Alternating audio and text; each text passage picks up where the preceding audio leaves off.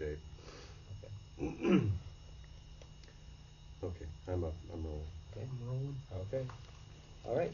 Well, why don't you go ahead and say your name just for the record first? Madge Watson. All right. When I came, I was Madge Shardlow. And what was your last name? Shardlow. How do you spell that? Shardlow. Right. Thank you very much. My name's Robert Bauman, and I'm conducting an oral history interview with Madge Watson. Today is July 17th of 2013, and the interview is being conducted on the campus of Washington State University, Tri-Cities. And we'll be talking today about your experiences working at the Hanford site. So I wonder if you could tell me first how you came to Hanford, what brought you here, how you heard about the place, and when that was. I came in 48, and I was graduating. I was in my senior year at Washington State Pullman, and I had my degree in Bacteriology and Public Health. And they recruited on campus, and all they would say is, we can't tell you what you're going to be doing. It's very secretive, but you have just the background for it. So it kind of left you wondering what it was doing. But you had to have the FBI clearance and a medical test and all that. But before long, I got a letter asking if I would like to work here and what to do. And so I said I'll start on the 1st of July. That was 48, and that was the year the Columbia flooded. And it really flooded, and they had put up the dike here. But I don't think I had ever been in this area before. I grew up in Spokane Valley, and we always went up in the mountains when we had time off. So I came down thinking, I'll try it for a year and see how I like it. And so I came down by train, and friends who lived in Kennewick met another girl who had the same degree I did and was coming down just for the summer, and took us to the George Washington Way hiring center there to check in. But the bridge was washed out of the Yakima, so you had to go over Bombing Range Road, which was just a dirt road, and over the old bridge on the Yakima. Came in, and they said, well, housing is really scarce because we've used all available housing for people who have been affected by the flood. So, but they took us out to North Richland to a barracks that had not been used, and I don't know how long. It was so dirty, you couldn't believe that. They dropped us off, and they said, you go over here to get your meals. An enormous place there. But we got busy and cleaned up the room that we were assigned to, and went over to get something to eat for lunch, and walked into the biggest room I had ever seen, and I didn't see another woman in there. And the girl I was with was blonde and very striking, and there were all these calls, and we thought, what are we into here? So we went back and packed up our bags, our suitcases, we didn't have much, and hitchhiked back into town and went to where they had brought us out from, and said, we really don't like it out there. Do you have anything else? Not realizing that people were waiting months to get into town at that time. And they said, who hired you? And we said the right answer, so they found us housing just in back of where the federal building is, right away. And coming out of school, it was fine because everybody was in together, and it was just a regular room with one bed and one dresser and a shower and bathroom on each floor. It was two stories high. So we settled down and caught our bus and went out to work, and found out we were in the water treatment plant for 100F. And the man who was our supervisor, and I can't think of his name, but he had developed the systems that were used for water treatment in cities. All the new ones were using his design. And so we walked in and he said, we've got a couple of college graduates, and let us loose on equipment we had never seen before. Washington State didn't have that type of equipment. And so, but we worked on it, and it was very basic chemistry. So it wasn't anything that was difficult at all. But they started having trouble with the screens clogging up. And so they looked through the files, and anybody that had any biological training, they put about 6 or 7 of us in a separate room, gave us microscopes and books, and we learned about diatoms and all the plankton that might foul screens, and worked on that for several months. And when that project was finished, I had was asked if I would like to work in the fisheries building. Well, my mother and father and I all liked to fish. I thought that sounded like a good place. So my first supervisor was Jared Davis. He was an entomologist, again, from Washington State, and caddis flies were his specialty. But what they were doing out there is wanting to know what the effect of the reactors that were running would have on the river, especially the fish. They were concerned about that. So we got out there, and it was the winter of 49, I think it was. It was so cold that when we went down to the river to take an area and get the caddis, or all the various things that were in the water off, if you took the rock out of the water, it froze immediately. So you had to do all your gathering under the water there. But I learned so much because Jared was a good teacher. And it was very interesting because the fisheries part had been there for several years.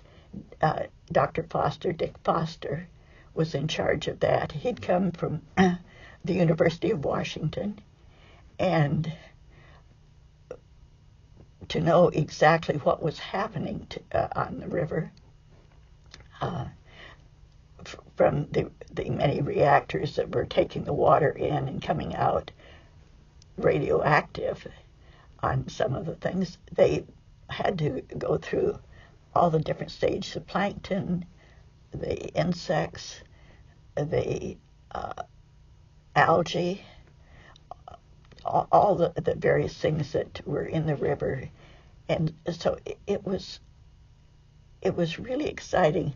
I brought a greenie that shows, I would like to show you how it wasn't very fancy at all. It was just a Quonset hut, and in between that was a counting, where you could do your counting of your samples, and then on the other side was another Quonset hut with a greenhouse behind it.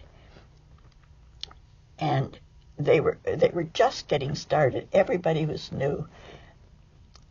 I would say practically all except the top people had just come out of school. They'd been in the service, and they were really anxious to get going.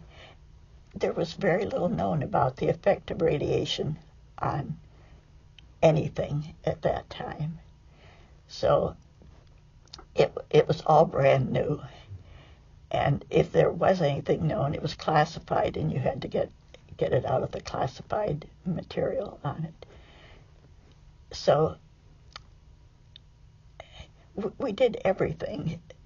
We had places where we grew the things in the lab where we could have a controlled experiment. We sampled up and down the river. We had a boat that had a driver that could take us out on the river. We could set nets. We could get plankton nets. We could do all kinds of things like that.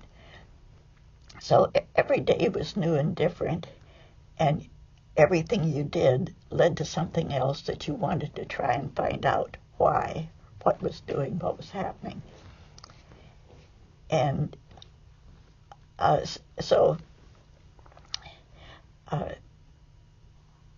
then what I'm really trying to get across to you is how everybody came so enthused. They had studied in school. They were going to put this to use now. And it was really a very interesting, exciting place to work. I even learned to drive a weapons carrier that you had to double clutch. that I never thought I'd have to do. Did you have to drive that? We sampled in areas up and down, off along the shore, out deep. We tried everything on there. So at that time, they would never let it. When I looked at the job, I know my advisor said, Madge, if you go with GE was running it, you won't find that you're handicapped by being a woman, that you will have your chances, and it was certainly true. I had every chance to do everything that anybody else did. Were there many other women working in the fisheries area? In the fisheries area, there weren't many, but as the time went on, more and more came. But no, there weren't actually. There was Jared and Ray Coopy and of course Dick was in charge of it, and so they had the regular fish runways that you see. They had ponds outside, and that were there. So it was a fairly small group of people. It was. In fact, the lab that we had would be about 20 feet long and about 8 or 9 feet wide. We had a hood at one end, and we had Bunsen burners out and everywhere.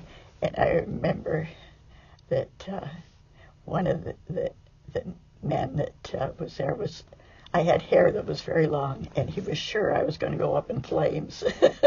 So I would braid it or do something with it to keep it out of the way, because we were just learning and experimenting as we went. And so to clarify, where was the location of these Quonset huts that you? They were not at the main building at 100F that biology had started up, but they had been put up very early to try and figure out, because everybody was concerned about what effect it would have on the salmon there. I brought along an interesting article on Dick Foster's talking about it, and it has the layout of the place. I don't know if you want to try and get pictures of that eventually or not. Maybe we could after. Yeah. Afterwards. Yeah. Before you answer the next one, would you tip your glasses just a hair? If you just lift them up on your ear just a little bit, like this way, so sort of down. So they tip down just a little bit. I don't want them to be uncomfortable for you, and I No, don't want you they to are. feel like you have to move in a funny way. I'm just getting more reflection than I want, and I want you to. Yeah, Sure. That's great. Thank you so much. Sorry Sure. about that. So let's talk about the area. You talked about first arriving and the situation with the housing. What were your impressions of Richland and the Tri-Cities in those early days here? it was really fun.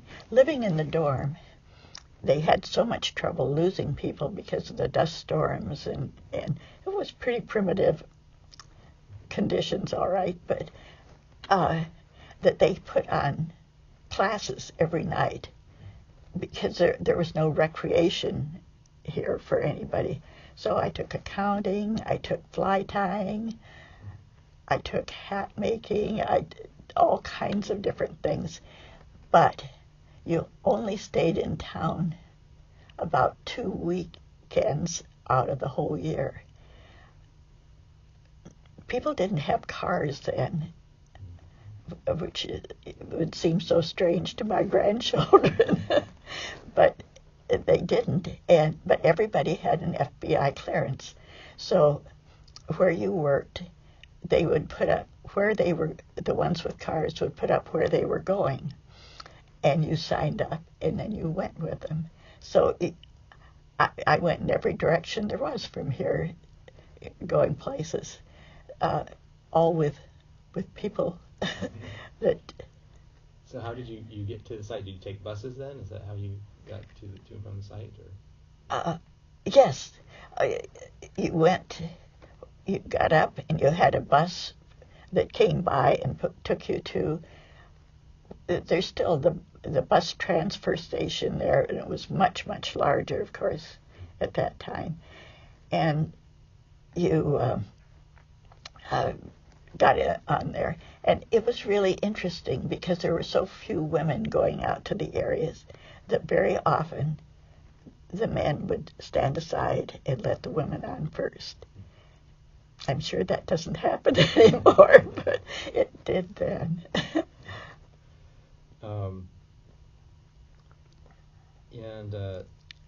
So you mentioned having security clearance. Obviously, security was a very important part of the Hanford site. It was. Secrecy. I wonder if you talk about that a little more. Right. I'll go from the very first. When, of course, the FBI went out and asked neighbors, and a neighbor called my mother and said, the FBI called about Madge, but I didn't tell him a thing. But we had safety meetings one week. We had security meetings the other week. It was really drilled into you that you did not talk about what went on out in the plant and what you were doing. And I really realized that this year when my daughter was asking me, Mom, you never talked about it. And I realized when I could, I hadn't. Evidently just was instilled so much into me not to talk about it. And she said, I've been with you all these years and I didn't even know some of these things that you did. But she knew the people because the people that you worked with became fast friends. And they truly were fast friends. Now, the people you work with, did they come from all over the United States? They did. They truly did. I worked this little Quonset hut that had the greenhouse. Eventually, the next year, my husband-to-be, Don Watson, came, and he was a fisheries biologist. And they evidently, when they knew we were going to get married, they asked if I'd like to go work in the building next door. So I did. And it was very interesting work, too, because they were just starting up, and we went out and went all over, even up to Saddle Mountain, taking plant samples and doing the same thing that had done before there. And then you probably know of Leo Busted, who came. We had biochemistry together in college, but when he used sheep as an experimental animal, and that was the place for that was just in back of where the Quonset hut was with the greenhouse. And so he needed bacteriological work done when he did postmortems and on the animals. And so I got an autoclave and microscope and everything for working.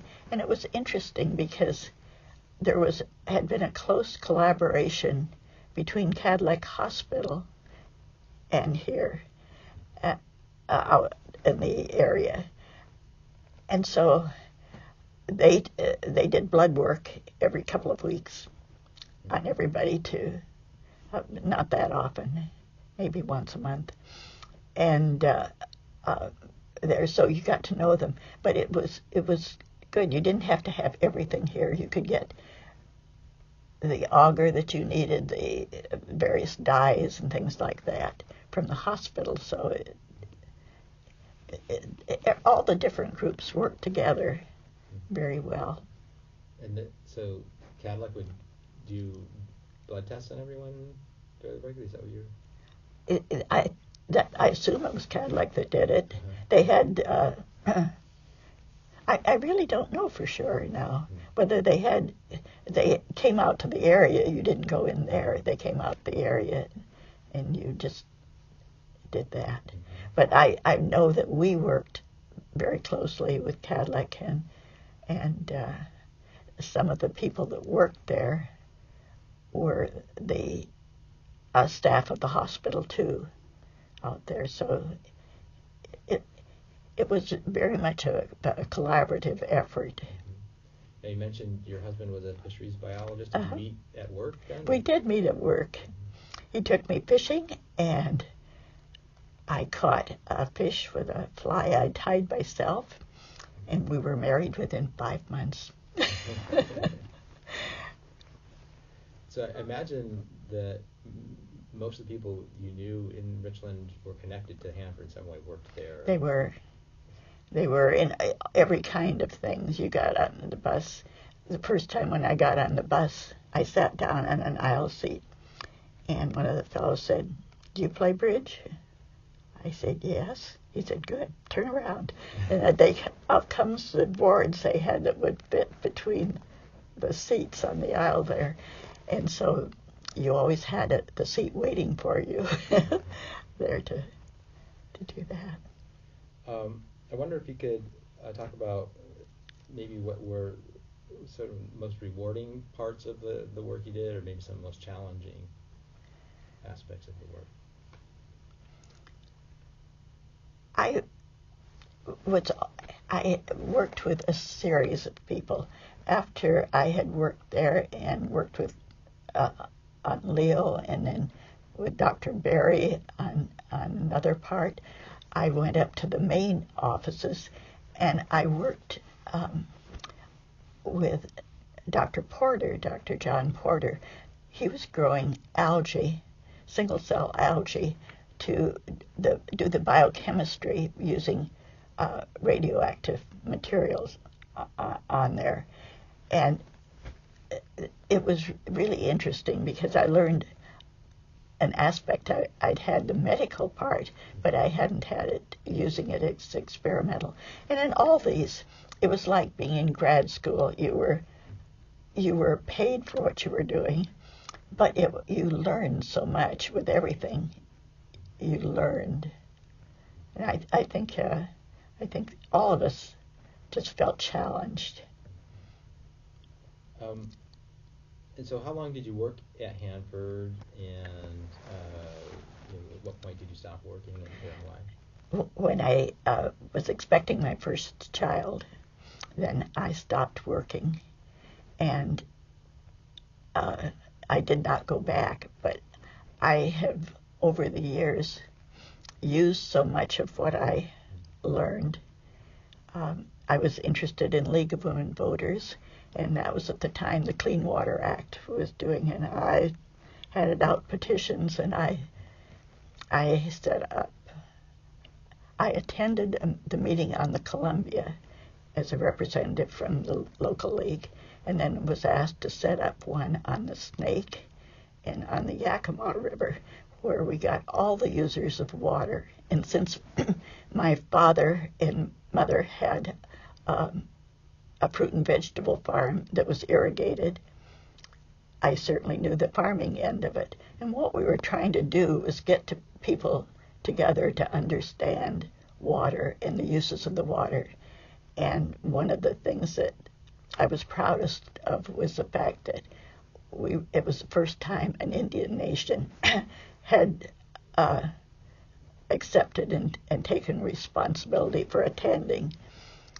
At that time, their attorneys and their biologists were non-Native American. But today, it's very different. But we got people to talk in that way. The Yakima River, which at the time was the dirtiest river in the state. We even had a meat processing plant that the water was taken in and the effluent went right back out into the river at the time. So a lot has been accomplished, but it takes time with everything. Was your interest in the Clean Water Act connected to the work you had done at Hanford then? Yes, because I'd really gotten interested in the water, and of course my husband continued to work out there. He started in '49 doing the salmon counts, the red counts, which are the nests in the river, and nobody else could stand to be in a plane where they put the tip down and just circled around as you counted with a little clicker, the reds, to count them. And so he did that for over 40 years. So I had many different interests in water. Now, when you worked the site in the fisheries area, did you find any significant impact from Hanford on the river or on the fish? Or they anything? thought it was going to be temperature, but it wasn't temperature. It was the chromium that they put in to, I think it was to stabilize the equipment that was in there. And that's what it was. And so we ran a bunch of tests on different levels of chromium and what would be toxic and what would not be toxic. And that was the sort of major finding you had. That was it. Yeah. And the change in temperature was enough that they found that some of the bacteria that affected the fish were more with the warmer water. It was much harder on them. Okay, interesting. So what year was it then? You said you were expecting your first child. What year was That was 55. 55. Okay. So I was going to ask you. I know an event that a lot of people who were here at the time remembered when President Kennedy visited in 1963 to dedicate the N reactor. I know you weren't working at Hanford site anymore, but obviously it was something that people in the community were very interested in. So I wonder if you have any memories of that. I do. I lived on Butternut Street at the time. We had 50 preschool children on that street. So two of us mothers took our children and headed out to see it. And if you could see the number of cars, and so we thought we were being really clever, tying a band on the antenna on the car, radio antenna. Well, so did everybody else. We looked and looked for our car, but it was true. But it was a fun time.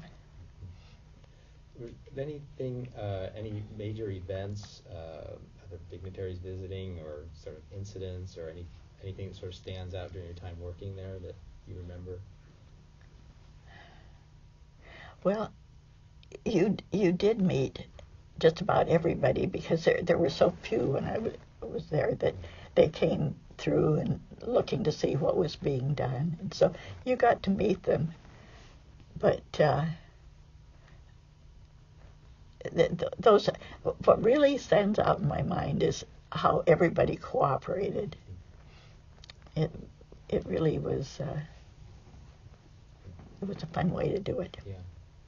Now, I'm going to shift a little bit and ask you a little more about the community of Richland. You mentioned being involved in League of Women Voters, and you also served on the city council. I wonder if you could talk about that, about sort of what led you to get involved in that, what the community of Richland was like in the 50s and 60s. Well, as I said, I was interested in League of Women Voters, and the first mayor was very interested in getting it. And one of the things that I did after I was not working out here any longer was I helped the school to establish a program. The principal said, I've got children who've had all kinds of help in reading, and they still can't read, and they're smart as can be in what's happening. So 5 of us went together and developed found a program, Slingerlands, and we spent an hour each day with one child, and it's using all the senses and figuring out which sense the child uses to learn to read, and a lot of repetition. And one child I had was dyslexic, but there's all different kinds of reasons for it. We just didn't know. And one of the gals there said I had been asked if I would serve on the planning commission, and I had been doing this for about 5 years, and she said, Madge, I think you can make more of a difference there. So I did do that for 6 years. But in that time, I had always been interested in water, and so I was asked to serve on the state board on water. And I did that for a while. So you know, everything kind of intertwines in what you do. So what time period was that then that you served on the planning commission and city council? Remember? Well, it must have been late 60s, early 70s, and then I was on the city council. I was appointed to the council and then served a 2-year term on it too. And then I decided that was enough meetings. And was your service on the state water board around the same time then? Yes. Mm-hmm. Okay. You know, one of the things obviously that happened with Richland is it was a government town, obviously when you first moved here, and that changed at some point. I wonder if you wanted to talk about that at all. Do you have any memories of that, or anything stands out about that? Yeah. Before it became, when it was a government town, you couldn't get a house until you had children. And so we were in the George Washington Apartments, just next to the Uptown there, and for 5 years, and then went up to a ranch house, and that was heaven. There, and then when they sold the houses, we bought it, and after several years decided we'd liked the area, but we built a home just in back of Jason Lee School. So when the federal government gave you the option to purchase them, was when you bought the home? Yeah, it certainly was a very generous offer. Were there any that, you know, in the 50s, you know, late 40s and 50s, you mentioned there wasn't a lot of entertainment. No. Were there any community events? At some point, Atomic Frontier Days started at some point. Any Yes, things like that? I can remember the parades when the children were just really small, that they had those. But they did when you get that many people together, there were the Mountaineers, there were the, you know, all these different groups that did things together on the weekends. So there were activities, but there just were that many cars around. So I wonder if overall you could, what your thoughts were about the years that you worked at Hanford, what it was like as a place to work, your sort of assessment of that. I really didn't have any. I had grown up on the farm, and we worked on the farm. So and all the time I was in college, I was a teaching assistant because they didn't have any graduate students to do it. So I was doing that in chemistry, and so I don't have a lot to compare it to, but it was a very friendly place, and everybody knew somebody from, either through work or through where they lived. But there truly wasn't much to do. There was a movie theater, but it wasn't very big, and there weren't many places to eat. So. And then, is there anything I haven't asked you about that you would like to talk about, or a memory that you haven't shared yet that you think would be good to share? When I was looking through the material that I had in there, what really struck me was how long the friendships have been and how steadfast they have been. And it really, nobody had family here, so we were each other's family. And so you really got to know people in a way that I don't think you do in most places. Well, thank you very much for coming in and sharing your memories You're welcome. and your experiences. I really appreciate it.